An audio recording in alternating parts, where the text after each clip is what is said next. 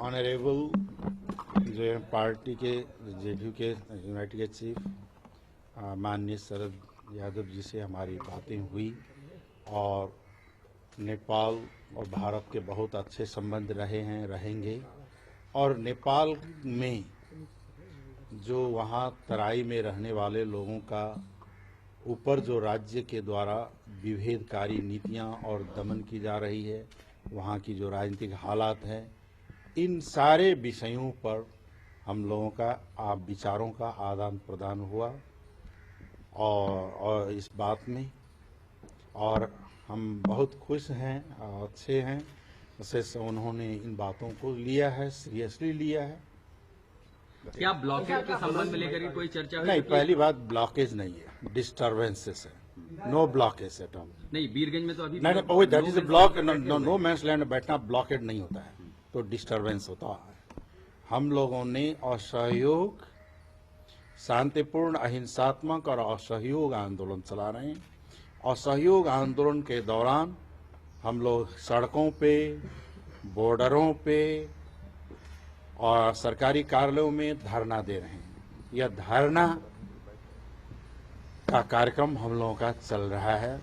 जैसे ब्लॉकेड जो नाकाबंदी होता तो फिर हम यहाँ कैसे आते आपके पास, है ना? इसलिए जो है वहाँ आंदोलन जो क्या असहयोग आंदोलन हमारी चल रही है कि हमारे ऊपर जो रंग के आधार पर, हमारी भाषाई के आधार पर, हमारी जो वहाँ विभेद हम लोगों के साथ किया जा रहा है राज्य के द्वारा, और अभी जो संविधान बना है, जो विभेदकारी संविधान बना है, उसको विरुद्ध में उसे करेक्शन करवाने के लिए हमारी लड़ाई है। हमारी लड़ाई अपनी अधिकार प्राप्तियों के लिए लड़ाई है। 2 दिन पहले जो मीटिंग हुई थी कम्युनिस्ट पार्टी की, उसमें एक इशारा दिया गया था कि 3 महीने के अंदर संविधान में बदलाव करके जो अधिकारों की मांग है उसको पूरा किया जाएगा। जनता, अगर कम्युनिस्ट पार्टियां दुनिया में जनता को अधिकार देती तो सारा संसार से कम्युनिस्ट व्यवस्थाएं समाप्त नहीं होती। धन्यवाद।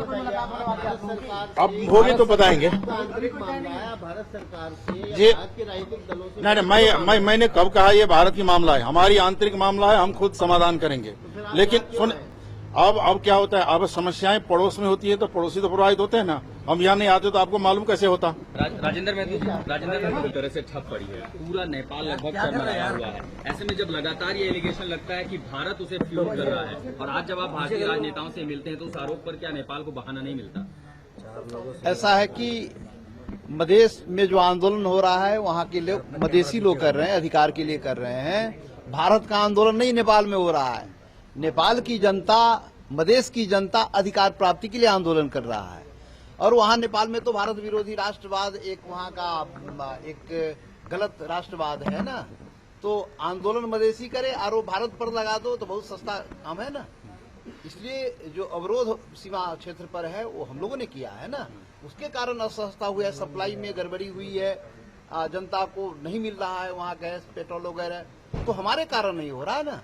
इसलिए भारत पर आरोप लगाने का कोई तुक तो है नहीं। महंत ठाकुर और उपेंद्र यादव के साथ जो सरकार, जो डेलीगेशन थी, सरकार से बातचीत कर रही थी, किन मामलों पर अभी भी आखिर मामला अटके? क्योंकि कल जो कम्युनिस्ट पार्टी की मीटिंग है उसमें भी वो कह रहे हैं कि 3 महीने में हम बदलाव करेंगे। नहीं, बिल्कुल बेईमानी है। कुछ भी बदलाव करने के पक्ष में आज तक नहीं दिखे हैं। वार्ता भी सकारात्मक नहीं जा रहा है।